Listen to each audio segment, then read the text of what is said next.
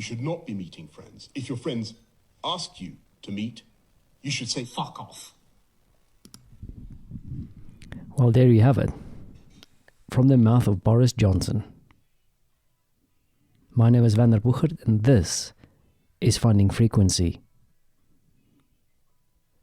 So the reality of this whole situation kicked in even more today. Poland has gone into full lockdown. We are just like Germany and the rest of the European countries now. We are not allowed to leave our homes without good reason. And also, those reasons include going to the shop, going to work, and maybe taking a dog out for a walk. So the rest of the time, we need to stay indoors. For how long? Not entirely sure. Apparently until early April. But I expect that would probably be extended beyond that time. Also, what I heard today through the news is that we are slightly behind the curve, about 2 weeks behind Germany in the sense of the infections happening across the country. It's still a bit of surreal, I guess. And I'm also not really entirely sure if everybody gets it. I think now the reality kicks in and it will be enforced because the military and all those kind of guys will start kicking in and supporting all over the place. But when you scroll through your social media feeds, you still see things like I just saw now where they're announcing the opening of a new metro station here in Warsaw. What's the point of opening a metro station if there's no people on the metro? Of course, things need to continue. The world can't stand still. We have to progress in some way. But things are never going to be the same again. I'm also happy to know that my folks are relatively safer now in South Africa, where the quarantine has kicked in. They are also now on forced lockdown. But I feel sorry for them. Why do they need to live through something so crazy like this? But yeah, this is what it is. And we have to deal with it now. And also the realities of what this is going to be in the future. I think people are starting to deal with this more. And there is still this kind of drive to go online and feel positive about things. But I think more people are also starting to reflect on what this means for our individual businesses. We are definitely going to take an economic knock due to this. But then perhaps the idea that everybody is taking a bit of a beating makes it less harsh.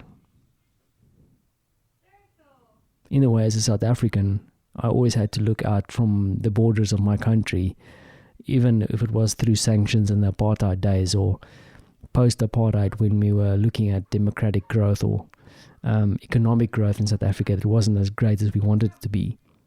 Now we're all in the same boat. There's no guarantees. Who knows? But it's not negative. I mean, we have to look at it with open eyes and just take one day at a time, I guess. And luckily, I can still listen to my wife and my son outside here having a fat conversation and hanging out and having an indoor picnic. But it gets tough. I mean, today was extremely tough with my wife working and me having to look after my son, then getting back to work again. And I'm not in a good mood because I feel like I'm doing a lot of things, not getting anywhere. But then also, it's about optimizing and focusing on the right things. I think in the next couple of days, I'm going to really have to figure out what it is that I do and focus on the things that make a difference. Count points.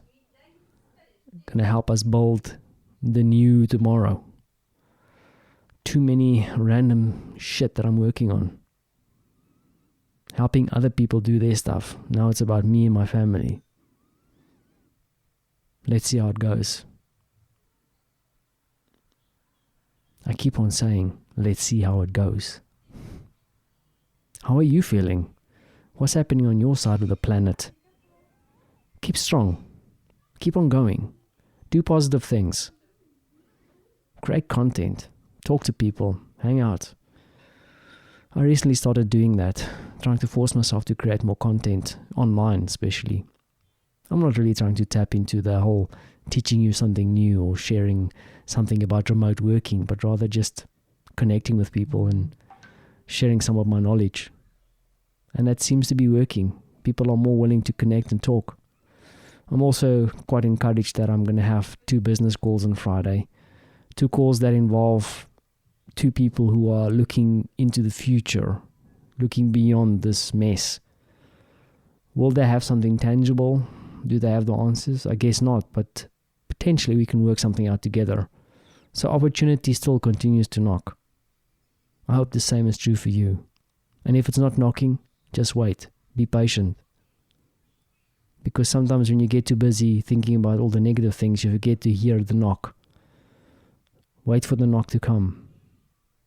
And if the knock doesn't come, perhaps it's your turn to knock on someone else's door. Keep your head up. We'll get through this. Thanks for listening.